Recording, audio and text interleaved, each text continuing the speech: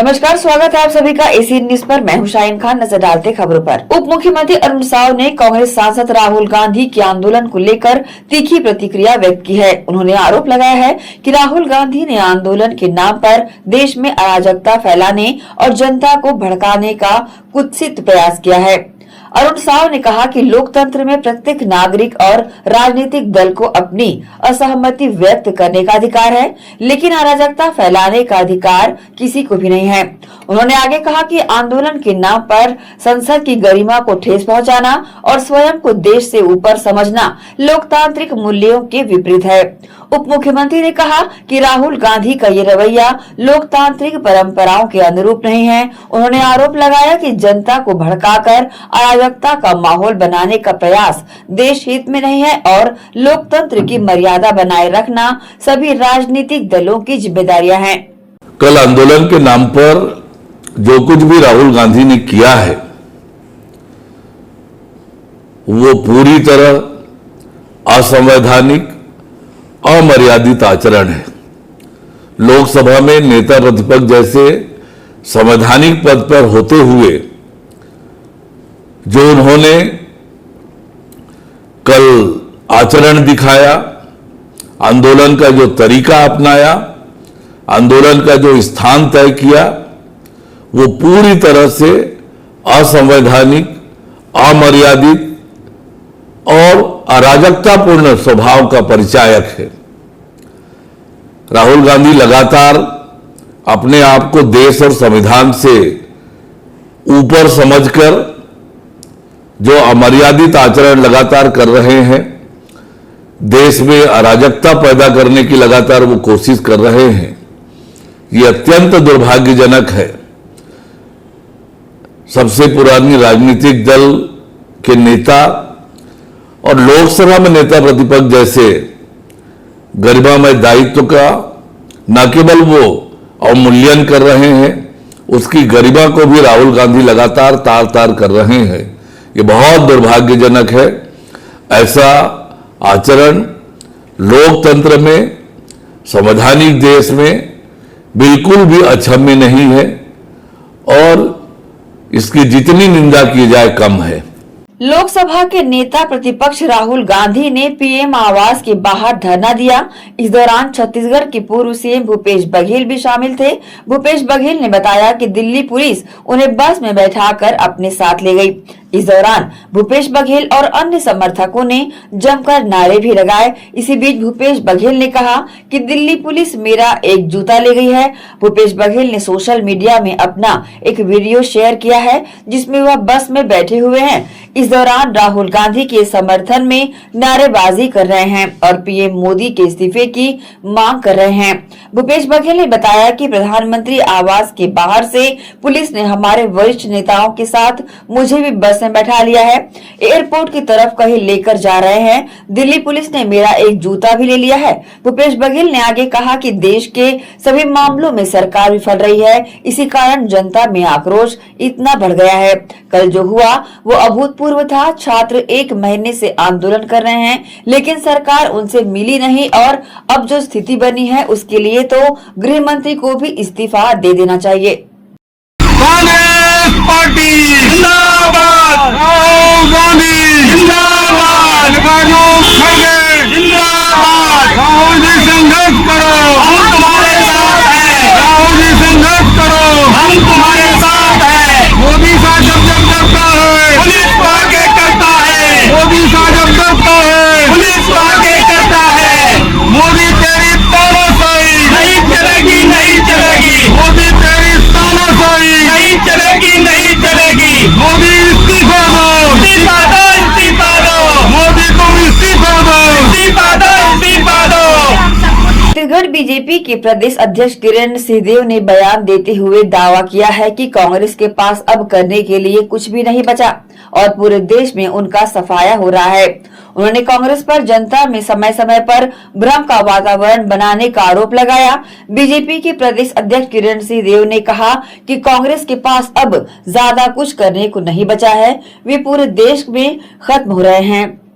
ये लोग समय समय पर पूरे देश में भ्रम का माहौल बनाते रहते हैं। वे कुछ नया नहीं कर रहे हैं। देश की जनता उन्हें अच्छी तरह जानती है। उन्होंने आगे कहा कि राजनीति में विरोध प्रदर्शन करने की आजादी है, लेकिन इसकी भी कुछ सीमाएं होती है।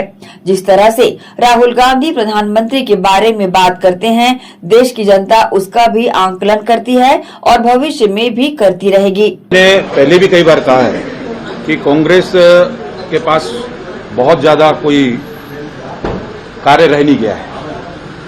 पूरे देश से सफाया हो रहा है स्वाभाविक रूप से।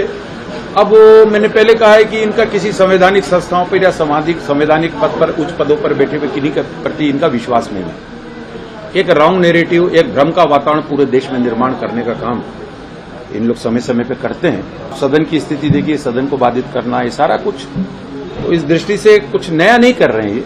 लेकिन यह है जरूर कि देश की जनता इसको बहुत अच्छे से समझती है, बहुत अच्छे से जानती है।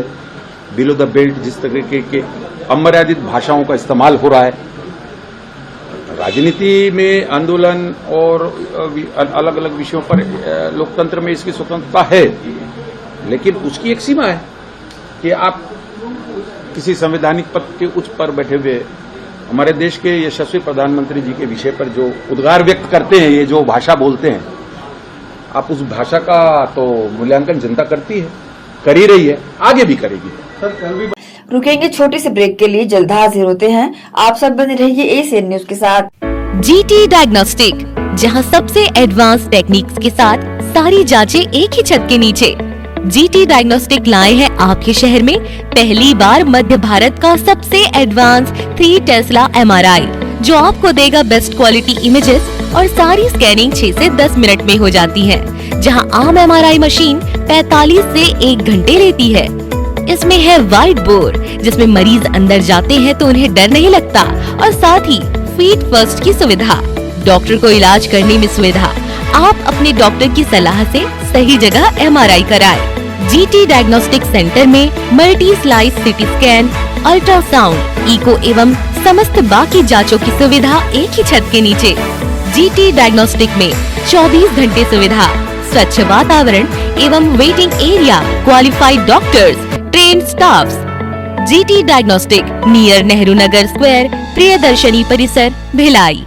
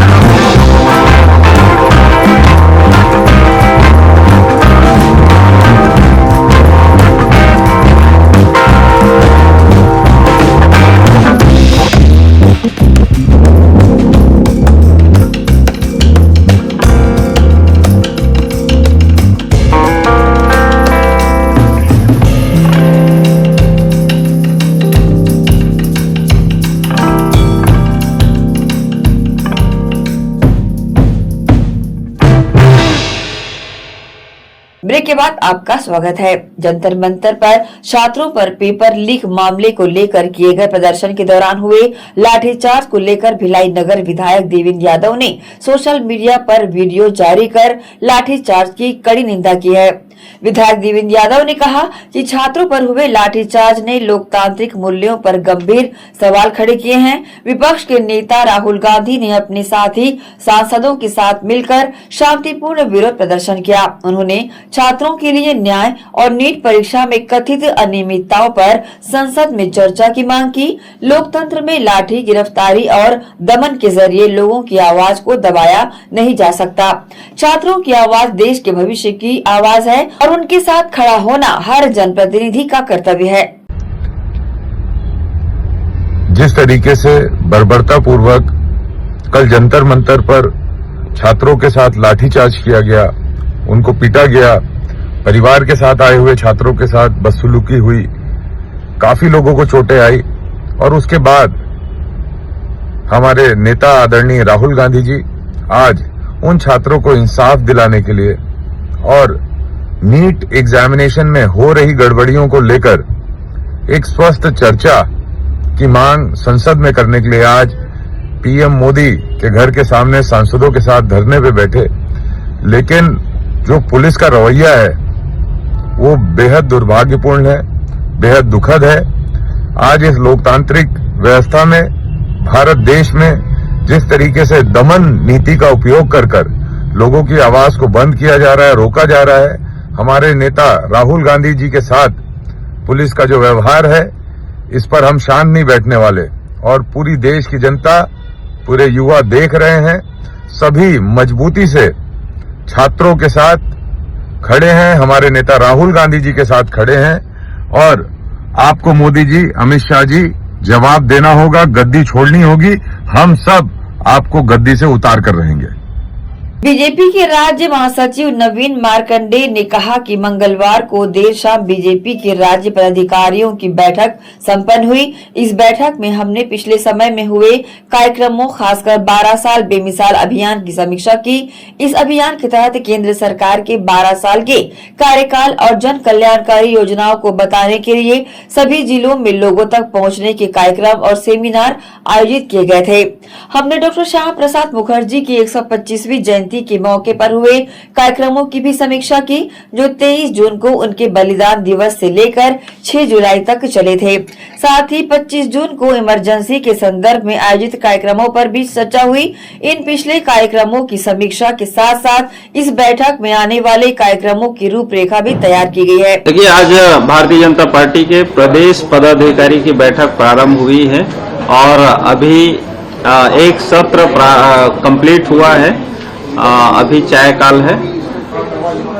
भारतीय जनता पार्टी की इस बैठक में जो पिछले समय 12 साल बेमिसाल के कार्यक्रम लगातार सभी स्थानों पर, सभी जिलों में संपर्क अभियान के नाते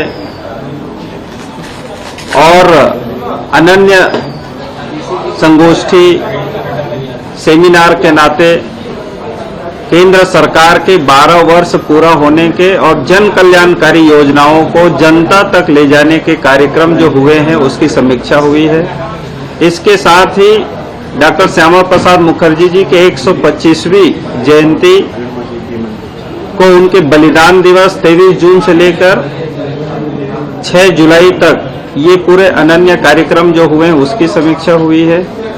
आपातकाल 25 जून को जो आपातकाल के दृष्टि से कार्यक्रम हुए हैं उनकी समीक्षा हुई है और लगातार जो कार्यक्रम अब तक हुए हैं उसकी समीक्षा के साथ ये बैठक प्रारंभ हुई है। आगामी कार्यक्रम संत रविदास जी की जयंती ये फरवरी पूर्णिमा माघी पूर्णिमा तक ये कार्यक्रम चलना है। तो 23 तारीख से, अभी जुलाई में 23 तारीख से हम प्रारंभ करेंगे कार्यशाला, बड़ी कार्यशाला के साथ में। तो ये 650वीं जो है जयंती उनकी मनानी है, तो ये लगातार चलेगा। वाराणसी में उनके भव्य स्मारक तैयार किया जा रहा है हमारे आदरणीय नरेंद्र मोदी जी के मार्गदर्शन में, और वहां से मिट्टी लाकर हमारी टीम यहां से वाराणसी जाएंगे और वहां से ये जो है 27 तारीख को, और वहां से पानी और मिट्टी लाकर ये हमारे सभी मंदिरों में, छत्तीसगढ़ के सभी देव स्थलों पर लेके जाएंगे, दर्शन करेंगे और वहां कार्यक्रम आयोजित करेंगे। ये कार्यक्रम लगातार चलेगा और इसी के साथ में अभी आने वाले समय अगस्त में स्वतंत्रता दिवस के अवसर पर ये एक अभियान, वंदे मातरम अभियान, तिरंगा अभियान के नाते ये लगातार 15 अगस्त तक चलेगा। तो इस तरह से आगामी 2 कार्यक्रम हमारे बीच आए हैं, तो उसकी भी हम तैयारियां कर रहे हैं। अब तक की फर्स्ट हाफ की ये बैठकों की पूरी जानकारी आप तक पहुंचाई। जी बिल्कुल, तिरंगा अभियान में हम स्वतंत्रता दिवस के अवसर पर डीजे और ऐसे रैलियां निकालेंगे सभी स्थानों पर और इसके साथ में घर घर तिरंगा पहुंचाएंगे, घर घर तिरंगा लगवाएंगे। तो ये भी एक अभियान के नाते वो चलेगा, तिरंगा अभियान। रुकेंगे एक और छोटे से ब्रेक के लिए, जल्द हाजिर होते हैं। आप सब बने रहिए एशियन न्यूज के साथ। श्री शंकराचार्य प्रोफेशनल यूनिवर्सिटी जुनवानी, जी हाँ, सत्र 2024-25 के लिए प्रवेश प्रक्रिया प्रारंभ है। डिप्लोमा इन फार्मेसी एवं बैचलर ऑफ फार्मेसी के लिए प्रवेश प्रारंभ है। बिना PPHD दिए सीधा प्रवेश। इतना ही नहीं, 10वीं और 12वीं में गणित और विज्ञान के छात्रों के लिए सुनहरा अवसर है। सीमित समय, सीमित सीटें। अगर है सपनों को पूरा करना तो भरना होगा ऊंची उड़ान। जल्दी करें, प्रवेश प्रारंभ है। प्रेजेंटली शंकराचार्य ग्रुप के अंदर 4 फार्मेसी कॉलेजेस हैं। इन चारों फार्मेसी कॉलेजेस में diploma in pharmacy and bachelor of pharmacy की कोर्सेज रन होती हैं। साथ में masters in pharmacy and PhD की कोर्सेज भी हम ऑफर करते हैं। शंकराचार्य प्रोफेशनल यूनिवर्सिटी के अंदर ये चारों कॉलेज एफिलिएटेड हैं and most importantly pharmacy council of India ने चारों कॉलेजेस को अनुमोदन दिया है। जैसे कि आप जानते हैं, Shankaracharya group is famous for its infrastructure, its faculty, its students group, and in every aspect we are on top as from 2008. So in this year also, अगर आप चाहते हैं कि आप 12th के बाद साइंस में आपके भविष्य बनाना चाहते हैं तो शंकराचार्य प्रोफेशनल यूनिवर्सिटी में एक बार जरूर आए। फार्मेसी कोर्स में अभी डायरेक्ट एडमिशन 12th की % बेसिस पे दिया जा रहा है, तो जल्द से जल्द संपर्क करें। तो एडमिशन हेतु जल्दी करें। Shri Shankaracharya professional university Junwani, Bhilai, Chhattisgarh. संपर्क करें 9977258200।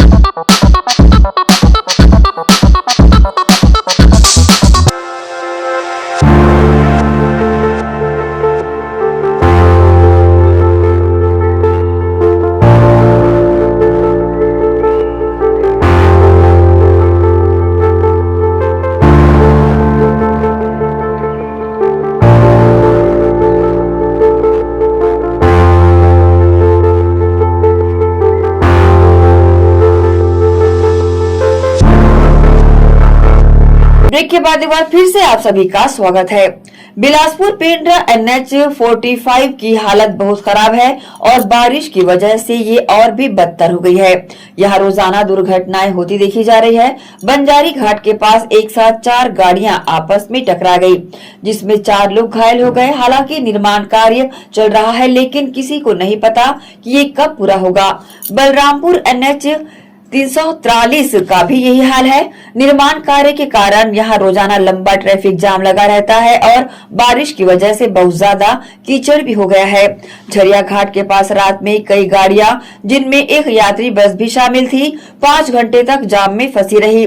कीचड़ के कारण सामान से लदी गाड़ियों को पहाड़ी पर चढ़ने में मुश्किल होती है, जिससे जाम लग जाता है। हाईवे पेट्रोलिंग टीम ने जाम खुलवाने के लिए कड़ी मशक्कत की।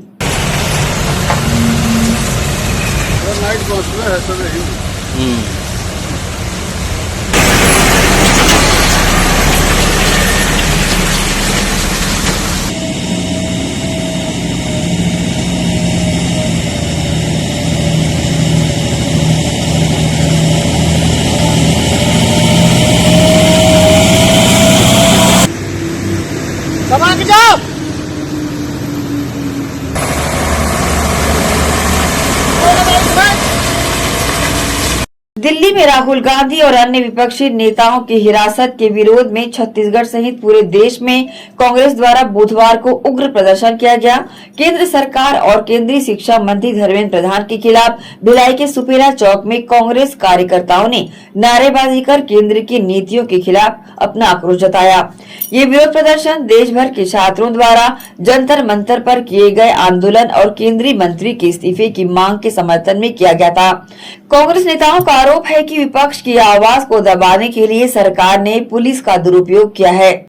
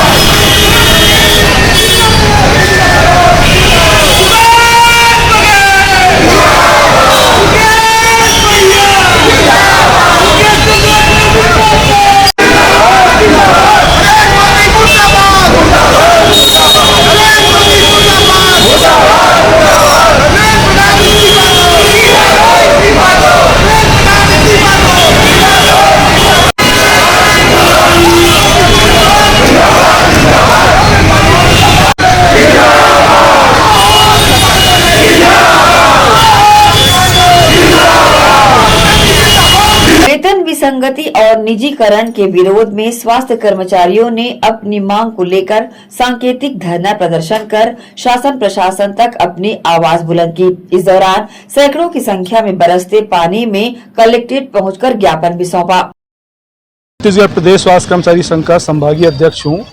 निजीकरण स्वास्थ्य विभाग में 2018 से हो चुका है।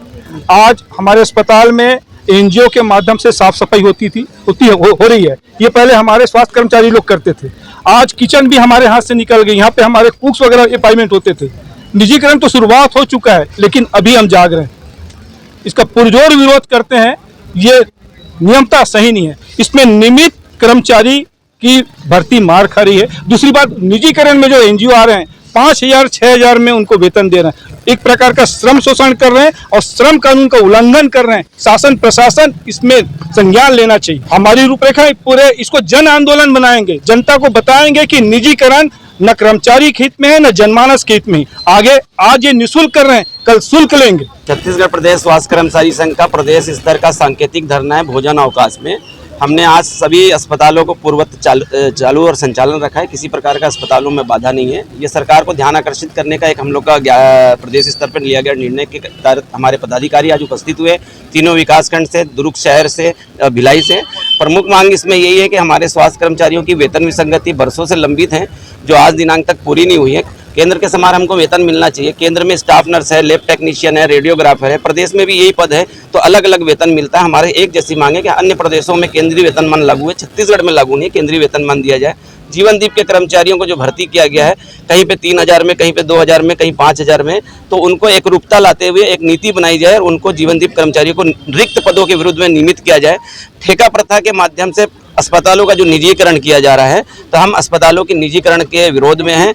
आने वाले बच्चे, नौजवान जो हमारे अन्य कैडरों में, हमारी जो लैब टेक्नीशियन की, फार्मेसी की, जिस भी कैडर की तैयारी कर रहे हैं, प्रशिक्षण प्राप्त कर रहे हैं, आने वाले समय में नियमित पदों पे उनको भर्ती नहीं किया जाएगा, बल्कि जो ठेका प्रथा की जो कंपनियां हैं उनको न्यूनतम वेतनमान पे रखेगी। और शासन का एक मापदंड है कि इस पद की इतना वेतनमान होना चाहिए, जैसे कि 7वां वेतनमान है, 6वां वेतनमान है, अभी 8वां वेतनमान आने वाला है। तो शासन उन पदों को स्वीकृत करती है कि इस पद का आदमी इतनी क्वालिफिकेशन के साथ इस पद पे इतना वेतनमान होगा। और सरकारें चाह रही है कि वो निजीकरण की ओर आगे बढ़ रही है, वो चाह रही है लोगों को लुभावना अवसर दिखा रही है, जिसके कारण ऐसा लग रहा है कि फिर होने वाले समय में भी ऐसा होगा कि अभी जो संविदा में हमारे यहाँ एक स्टाफ नर्स रखी जाती है, 16,500 में रखी जाती है। एक स्टाफ नर्स का मूल वेतन अगर देखा जाए, अगर नियमितीकरण में आती है तो 40 से 44,000 रुपये में आती है। अभी तो हमारी कलेक्टर साहब से मुलाकात नहीं हुई, ये बताओ जिला देखो, कलेक्टर साहब से इनसे मुलाकात हुई है, बिसेन सर से, मैं तहसीलदार साहब से उनको ज्ञापन दिया और हम लोग ने कहा कि देखिए हम लोग मानवीय पीढ़ी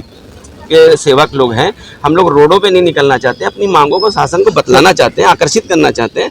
तो इस पर उचित पहल करते हुए माननीय मुख्यमंत्री जी और स्वास्थ्य मंत्री जी और स्वास्थ्य सचिव को जो ज्ञापन बना है, पूरे प्रदेश में आज बन रहा है, उस पर एक सकारात्मक निर्णय लिया जाए और जल्द से जल्द बैठक करा के हमें आंदोलन के लिए बाध्य न किया। मैं मीडिया को बताना चाहता हूँ, प्रदेश महामंत्री, प्रदेश प्रवक्ता किया, पत्र वायर किया, और लेकिन आज तक से हमारी सरकार ने सुनी नहीं। और अभी नया लागू कर दिया निजीकरण। निजीकरण एक ऐसा चीज है जिसमें कर्मचारी तो प्रभावित हो ही रहा है, साथ साथ आम जनता भी प्रभावित हो रही है।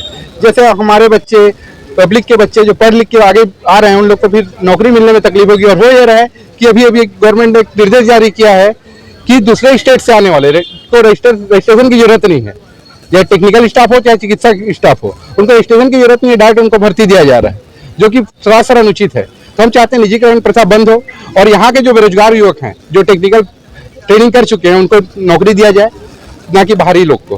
आज अपने जिला प्रशासन, हमारे प्रांतीय महासमिति की बैठक हुई थी 12/7 को, जिसमें निर्णय ले लिया गया है, भी प्रथम चरण है ये हमारा सिर्फ ज्ञापन देने का।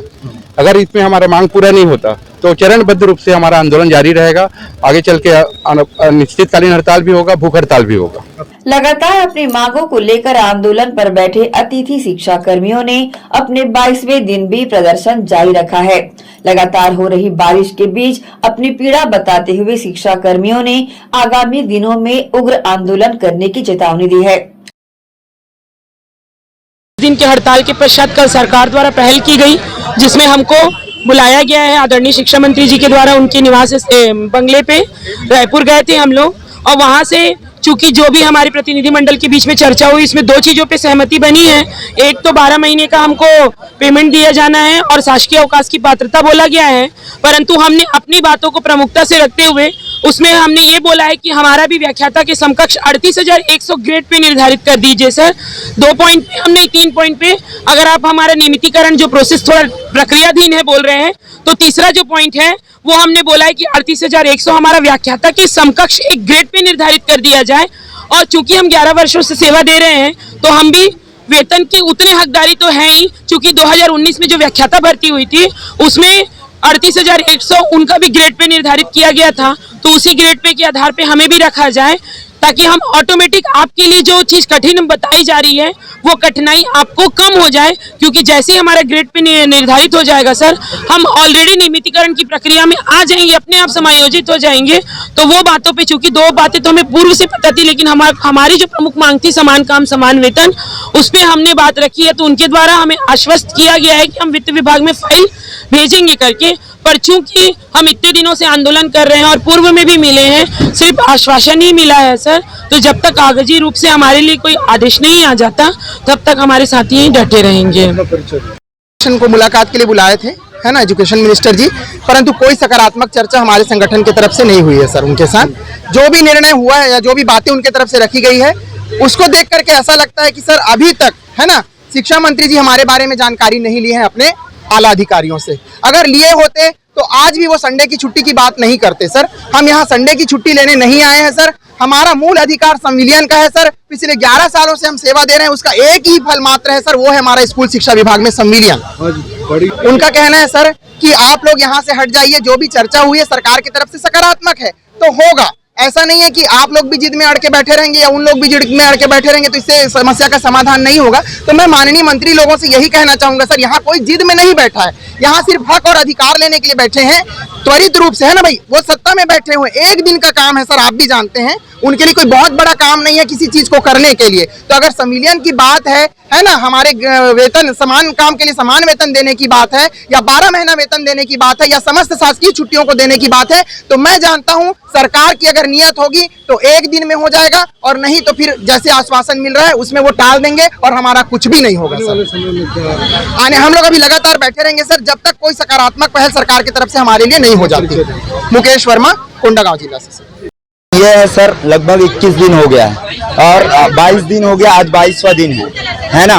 और हमारा डेलीगेशन कल गया है, बात भी हुई है ना। सिर्फ अभी चर्चा में है, मतलब हम लोग अभी संतुष्ट नहीं है, मतलब चर्चा, केवल चर्चा जो सालों से चल रहा है, तो अभी लगातार अभी भी चर्चे में है। और हमारा डेलीगेशन डॉक्यूमेंटेशन और इत्यादि चर्चाओं के लिए और जा रहा है, मतलब अभी केवल चर्चा हो रहा है। जिस मांग के लिए हम लोग बैठे हैं उस मांग पर अभी भी मुहर नहीं लगा है पूर्ण तरीके से, और कब लगेगा वो अभी पता नहीं।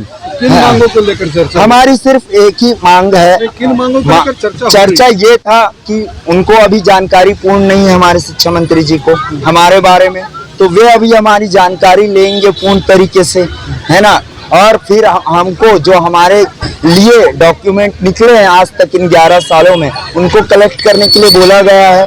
डॉक्यूमेंट लाइए, हम देखेंगे, उनका निरीक्षण करेंगे। अगर उन डॉक्यूमेंट में बात सच्चाई होगी हम जरूर आपकी बातें मानेंगे। और और शिक्षा मंत्री भी इस समय डॉक्यूमेंटेशन मंगाकर उनका अध्ययन करेंगे और जानकारी लेंगे, है ना। तो इस तरीके